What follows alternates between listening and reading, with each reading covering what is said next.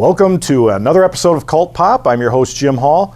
I'm in beautiful Dearborn, Michigan, and we are here for Confusion 2014. We always have a great time here, very, very excited. The convention is always full of thrills and chills and wonderful authors that we get to talk to. And one of my favorites is here today, Miss Sherry Priest, who is one of our all-time favorites. This is her 5th visit to Cult Pop. We're so pleased to have her. Sherry, thank you as always for being on the show. I appreciate it. Thanks for having me, as always. On this, the 5th visit, we have a lot to catch up on, actually. The Clockwork Century is now kind of closed. And I know there might be some other short story ventures or whatnot, but Fiddlehead marks the closing of kind of an era for you. Yes. And when you and I first met, you weren't quite a struggling author, but I was a struggling author. It's okay. You can. But okay, well, you're struggling, and now you can say that. It's fine. That's a nice way to put it. Prior to us taping, we were just able to talk about a wonderful article about you in a national British magazine, science fiction magazine, a big spread. So you've hit the big time. We're so thrilled that you found the success. But I'd like to kind of do an overview, and then we'll talk specifically about Fiddlehead. But let's do an overview of the whole series for people who are seeing you for the first time on this show. So can we jump right in and kind of let people know what your whole universe includes, and let's kind of go book to book and give a few minutes to each book. Okay. I guess as far as an overview goes, the long story short, the Civil War kept going. The American Civil War kept going for about 20 years, and there are zombies. That was kind of the long and short of it. Though, to be fair, Boneshaker was the last book I was under contract for, so it at the time. And it was written kind of as a one-off. I didn't know if I was going to get to write any more or not, because as you said, I was struggling. And by struggling, I mean the book before Boneshaker, I probably could have sold more copies out of a trench coat in the park.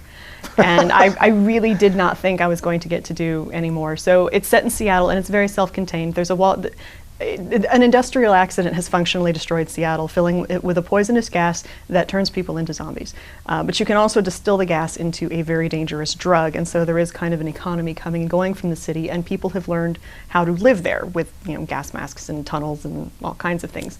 So it is kind of a one-off there, but then when it took off, people wanted a sequel, and the number one piece of complaint disguised as feedback was that people wanted to see what the rest of the country looked like, because I alluded to the fact that the Civil War was still going on, and that accounted for this strange technology in around 1880.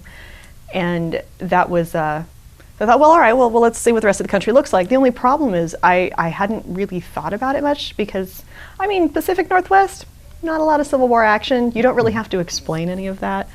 But I'm from the Southeast. I'm from the Gulf Coast, and I lived in Tennessee for a long time, and I'm back there again. And I mean, alternate theories of the Civil War, kind of a regional pastime. So there was really a lot to mine. There's all the conversation, well, if we'd only won this thing here, and if these troops had done this, and if this general had done this, it's like, no, I don't think so. But it was nice to play with it.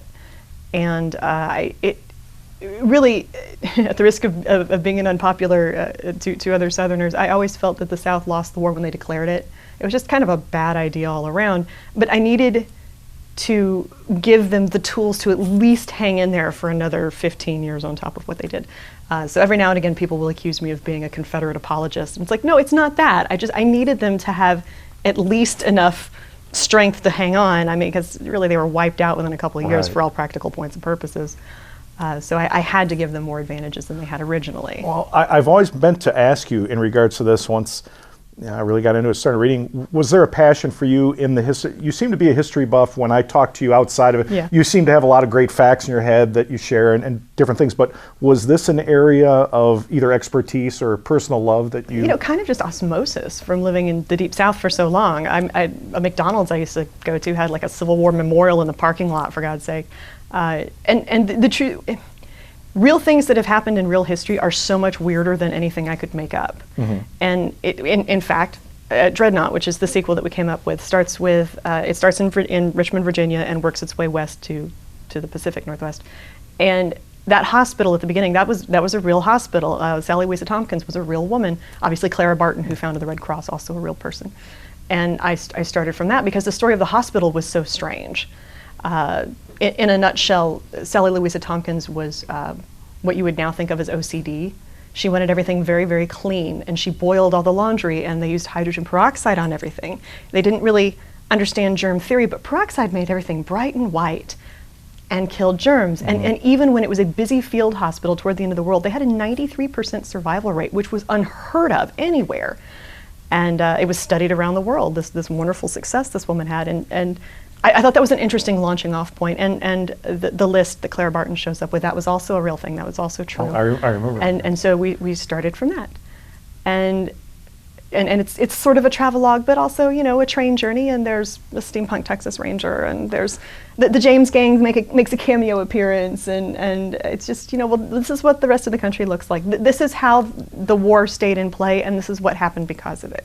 I know an interesting person who has, a friend of mine has absolutely no interest in science fiction, fantasy, or anything, but he's a huge, passionate fan of trains. Oh, trains and are when great. I told him about this, he said, well, let me see that book. And then he went on to read the rest of it. Just a little side note. Thank you. I thought I'll it was take because he has it. it's like, well, I rather enjoy these books because he liked your take on stuff. They're completely wacky, but I always tell people not to look too close at the science and the details. Well, that's, you know, it's like... I wanted to ask you a question about when I go and look up the reviews, and just, I like to see what people kind of throw your way, you know, just typical Joe or Jane out there. I didn't read I read a lot less than I thought I was going to read of, well, you know, the war was only this long, or, you know, this really isn't here, you know, no, how much of that do you get? How they much send me of that? those emails personally. Okay. And it's like, I understand, you know, I got this one really impassioned email from this one guy a couple of years ago talking about how he had really enjoyed Bone Shaker and he really liked it and he was all about this until we got to the part about how she's running through the Pike Place Market, and the Pike Place Market did not open up until 1907, and blah, blah, blah. The zombies didn't shake him off at all. No, he read right past the zombies and was just fine with that. But I also use a train station, which also wasn't started until the 20th century. And I'm like, man, you know, if you're really that big a stickler for historical accuracy, maybe the zombie books aren't for you. You know, save us both some trouble. Don't worry about it. But I did use a lot of real history. And in fact, some schools in Seattle will use Bone Shaker as a young adult project to get their kids interested in this stuff. Oh, wow. And they sell it at the gift shop at the Underground Tour. At the end of the Underground Tour lets you out into a gift shop before it turns you loose back onto the city streets. And I mean, some of these characters were either real or based on real people. And it's so much fun because it's so much weirder, like I said, than anything I could make up. And Ganymede, which comes after Dreadnought, the history of New Orleans during the Civil War is really kind of a fraught one, and I got thinking that if we have this powerful Republic of Texas that discovered oil at Spindletop a few years earlier, and so now they're Texas Instruments, yay. They stay a republic, and they're their own nation, and they're a powerful Confederate ally. Are they really going to let the North keep it? But then you run into an occupy situation where they have to occupy it, and the South doesn't want them there because it's bad form because they should have been able to keep it, and Texas doesn't want to be there because they don't have any vested interest in it, and the people who live there don't want either of them there, and it was just, I was like, oh, this is so complicated and weird. I can do something fun with it, and we brought in the submarine, and all of that stuff was not strictly true about Hunley, but he did. You take facts and you start to work around, he did his right? development in like Pontchartrain. And so I just kind of did the Hunley like version 4.0 and had all that go there. His partners, I turned into scheming investors type people. I really, really, really enjoyed that book. Thank you. I think it was really fun to do. And the pirate island was a real thing. That was a real thing. There really was an island that was basically a pirate nation off of the Delta there. And I just, Lafitte and all the rest and all the lore that goes with it. And nobody really knows how much is fact or fiction at this point. But that's the fun of these books. Getting back to the fan mail and stuff, I'm really curious about some of the fun stuff you must get, because points like that you just made, there are other, if other historians or pseudo-historians or people that just know a good story about particular places, are you getting a lot of that kind of stuff? Totally. Well, this might fit in your story. Because when I see Civil War stuff, I would jot something down and throw it in the mail to you. Yes, you do. So I wondered, do you get a lot of that though from professors or historians or things of that nature? I do, and probably my favorite instance of kind of like real history colliding with my reality. Right before Dreadnought came out, the ARCs were making the rounds and it was starting to get reviewed, and I got this comment on my Facebook, the public Facebook page. It's like, you know, my author page, and it's this guy, and it looks like he's using an icon of Daniel Day-Lewis from and There Will Be Blood, like with a hat and the facial. I'm like, oh well, and all it says is Sally Louisa Tompkins meeting Clara Barton. Really? And I thought, oh God, Wow. here we go. And so I was like, listen, I'm just having a good time here. They were two really interesting women in the 19th century that, and everybody knows Clara Barton, and not a lot of people know about Sally Louisa Tompkins, and I thought it was cool. And he's like, no, actually, I thought it was really neat. I'm on the board of directors for the American Civil War Museum in Richmond, or in DC or wherever it is. No, it was Richmond. Would you like to come out here and do a reading? I also work at this bookstore. And I was like, oh my God, that's amazing. I'm sorry, I'm hitting the microphone. Stuff like that. I love it, and I have a number of military historian enthusiast friends that will throw me things every now and again, and I talk to, like for Ganymede in particular, a buddy of mine she was in the Navy and she served on a submarine for a long time, and I talked to her about, well, what's it like to wear a gas mask and not be able to take it off, and then she came out to visit me in Tennessee, and we went to the Chickamauga battlefield together and kind of partied around all that stuff. So it's the real stuff. And often the things that people will call out as being entirely too ridiculous are real things that people really did. Right. That's always the stuff that people think, no, you made that up, that was too much. But then after Ganymede, there's The Inexplicables, which is set back in Seattle, and it's Zeke, who turns up first in Bone Shaker. He's one of the and that's something I did want to mention, is that I love the fact that it might be 3 books later, and then characters come back, and so when you're reading Fiddlehead, you'll say, well, that character, hold it now. That comes in, and it's fun to kind of look back at some of the books and how these characters reappear, maybe one after the other, maybe 1 into 4 and 2 into 5. I think that's pretty neat. It's a lot of fun to do, and it keeps it, I feel, from being kind of too much like one really long story, that if you miss one, then you feel like then you can't. Right. I wanted it to be more of a Discworld philosophy of a bunch of stories set in the same world, sometimes with the same people and sometimes not. And if you see 5 for sale or 4, or whatever happens to be the number, it's its own standalone novel. Yeah, it shouldn't matter. But Inexplicables is back in Seattle, and it follows Zeke and a couple of new friends for him, and it's a fun one to do. It was a little strange because basically there's this tragic orphan drug addict who's really just a reprehensible human being. This kid turns 18, gets kicked out of the orphanage, and decides he's going to climb into the walled city and seek his fortune. And he's so painfully unsympathetic and yet so interesting at the same time. So it was fun to write him, and they team up with Princess Angeline in search of basically a zombie steampunk Sasquatch, is I think how I promised it to people. There is at least one zombie Sasquatch in there. I guarantee you, one zombie Sasquatch in Inexplicables. And then came Fiddlehead. And Fiddlehead is set back in DC, and it wraps up the war. And it opens with Sally Louisa Tompkins, who you first meet at the beginning of Dreadnought, testifying before the Confederate Congress. And in fact, she was the only female officer in the Confederacy, and she was a female officer in the Confederacy because she was a rich woman who decided she was going to open a hospital in this giant house that had been abandoned. This judge and his family had fled the city when the war started. And as I understand it, later tried to reclaim it, and she basically won it by possession. But she needed, the Civil War was, or I'm sorry, the Confederacy was very proud of her because she was running this amazing hospital, and they kept trying to, well, we'll make it a military hospital. No. Well, you can commandeer funds. Yeah, I have my own money. Well, but how, And so eventually they went ahead and made her a captain. She was Captain Sally, so that she could requisition supplies and money from the Confederate government. And so all that bit about her being a captain and all that was true in the beginning of Fiddlehead. Not the zombie bits, but What do you mean? I know, right? But and then so that's basically it. That closes off the big arc. And I want to say a couple things about Fiddlehead. When I read Fiddlehead, I really got the feeling that wow, you're really having fun with this one. You're really coming into your own. And it's really getting a lot of positive response, which I'm so happy for. Me too. You got to stick the landing on these things. And what's so nice about this, though, is the point you made that I'm seeing this book a lot. Just a side point, the business point, at the bookstores I go to, and I see 4, 5, 6, 7 copies. So people are going to read those. But this is such a good. Really, this is a great starting point. Oh, well, if you picked up this one and said, and this was the first you saw of the universe, you'd go back and get other ones. And I think that's not always the case. I certainly hope so. Yeah, so I think that's really neat. But once again, we talk about characters coming together. A lot of characters from the past are in this one. But I don't know how much to say.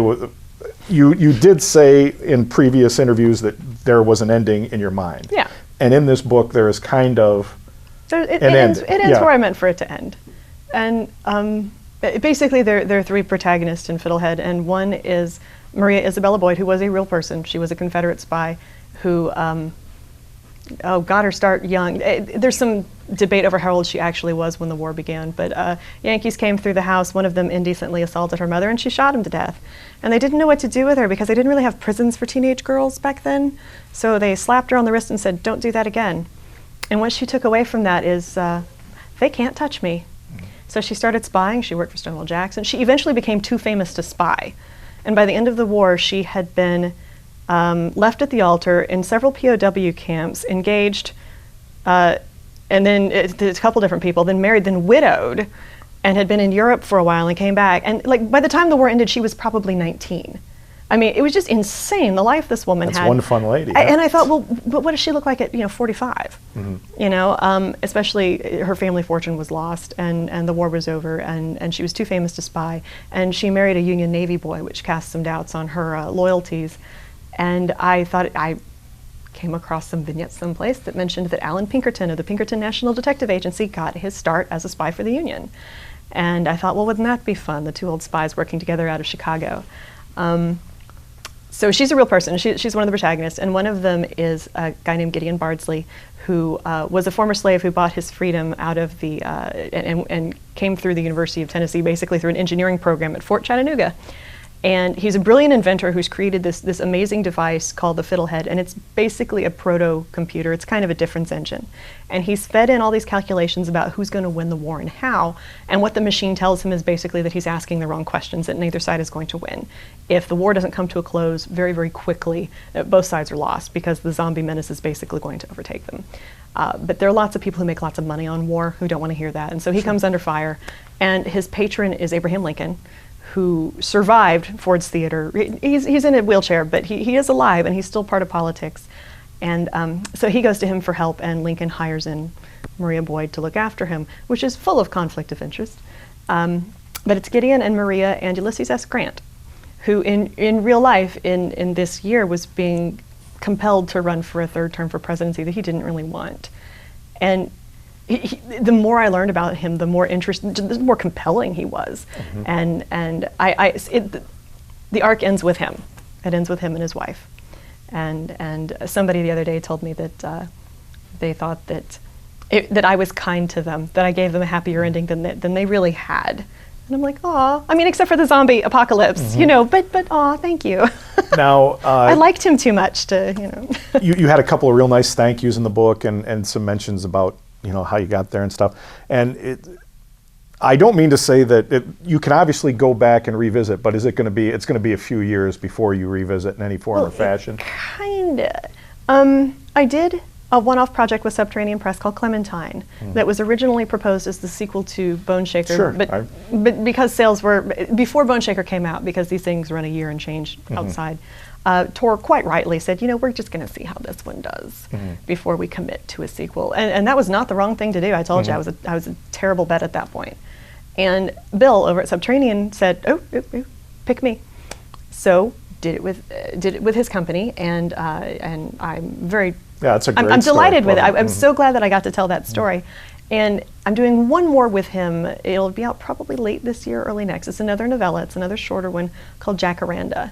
And it's set about, I think, about 15 years after the rest of these books. And it's in Southeast Texas on Galveston Island. And it's basically a haunted hotel story. But it's a haunted hotel story about basically an ex-gunslinger turned padre from Mexico City who may or may not have supernatural powers, and the steampunk Texas Ranger. And a nun who appears in some of my early work. She turns up in this as well and has a secret that probably not even going to bother to tell. It's not important to this, but so it's the three of them, and it's a novella, and I'm not quite halfway through the draft on it now, and I'm really excited. It's a little less steampunk and a little more horror. It's a little more gothic, really, in its way, but it's it's a little bit of a postscript. I know we've talked before, and you don't want to get pigeonholed into just the steampunk or anything, but I think it's and this certainly isn't. There's no way you can. When you read this series, there's so much going on. It's just ridiculous. Well, steampunk has been very kind to me, though. I mean, it has been, but I think it's even really kind of veered. There's just I just wouldn't even necessarily label it steampunk, and it is, but meaning it isn't. Where there's a lot of steampunk that, well, it's not in London, it's not this and that, but I really love this stuff. I just want to mention to the viewers at home that everything is still in print, real easy to find. You can go to any of your favorite booksellers online or brick and mortar, and they'll be able to get the books for you. So I highly recommend that. And we will have time at the end of the show to talk about your websites. But you've got something coming down the pike here in 2014 that you're really passionate about. Oh, so I wanted you to have a few minutes to talk about that. There's Maplecroft. Basically, steampunk was very, very kind to me, and I appreciate it immensely. But this arc is closed now, and it ended the way I wanted it to. And I'm kind of going back to my darker roots. My husband says it's my late Gothic revival. But I'm doing a project called Maplecroft with Ace. Actually, it's coming out through Rock, I think, in September of this year. And there's a high pitch and a low pitch. And the high pitch is that it's a 19th century Gothic epistolary novel that's basically a love letter to Dracula via Lovecraft. And the low pitch is that it's Lizzie Borden fighting Cthulhu with an axe. Good stuff. That sounds like I had a so good much movie fun with right this. there. Your lipstick on tears. No, I'm very excited by it. It's a project I've been noodling with. Actually, I started on it before Bone Shaker happened. I was pulling the notes together for it, but it was complex and different in a way that I think I needed to write a few books before I really took a stab at this, because it's different for me. But I'm really excited about it, and September is what they're telling me. And I'm also working on a young adult project through Scholastic, but I think that one's not slated till 2015. And also in 2015, I'm doing another project with Tor called God Bothering. That's kind of a dark modern fantasy. Excellent. Long story short, many cultures have an entity going back somewhere in history whose task it is to punish crimes that have gone undetected. Even after the fact, like they may go to hell and get you or whatever, but it's their job, it's the one thing they do. And it's three of these, a Chinese guy, a Greek woman, and a Middle Eastern man who may or may not have been one of the wise men. Oh, wow. And it's the three of them who, they're kind of the last of their kind, and this is their job, and this is what they do. And now something so huge has come up that the question is, an eye for an eye and the world goes blind. And this is in 2015? I think it's going to be 2015. Yeah, Wow, Maplecroft is excellent. this year, and the young adult through Scholastic is tentatively called I Am Princess X, and it's kind of a modern techno mystery, sort of. Okay. Well, obviously, we always support you, and we'll definitely get you on the I will Cult be delighted Pop. to be back. We'll get you on Cult Pop for that. But while we've got a moment, you've got the Sherry Priest website. Tell folks about that, and then the Clockwork Century website. It's always cool. Is that going to continue to stay open, or are you going to close that down? I'm probably going to close it down in another few months when the renewal is up for it. I mean, it's been useful. It's been an excellent placeholder. I'm going to save it. Well, you've got a great website, so tell folks at home about Sherry Priest. It's sherrypriest.com, and you don't even have to spell my name right. To probably half of the top 50 search strings looking for the site are misspellings of my name. Some of them so wildly off the mark that I have no idea how they made it there. But it's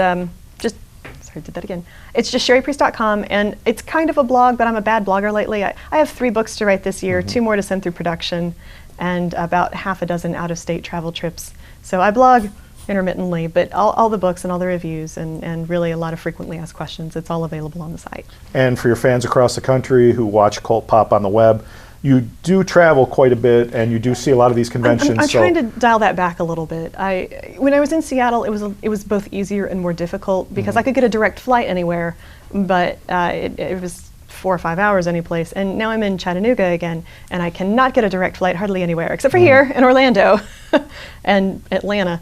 So the travel days are longer and harder, and I have lots of work to do, so I'm trying to dial it back. But I've never done a bad event in Detroit, and I'm always happy to see you guys. We love having you here, and wanted to hit this one. People can keep up with you at the website and visit, see where you're going to be visiting, and get autographs and stuff. So, Sherry, I always enjoy having you on the show. Thank you so much for taking the time. It means a lot to me. I really, truly love your books, and I'm always so pleased when another one comes out, and we're so happy to help promote it. So, thanks again for being on the show. I appreciate it. Thanks for having me. Folks, anytime. As I said, any of our books are readily available via website, via book and mortar store. Take a look at any of them. Just grab one, start reading it, and I know you're going to be hooked. I thank you as always for watching. You can visit our website and visit some of her old shows that we've had on and many other authors, actors, etc. Go to cultpop.com. I thank you so much for watching, and we'll see you next time.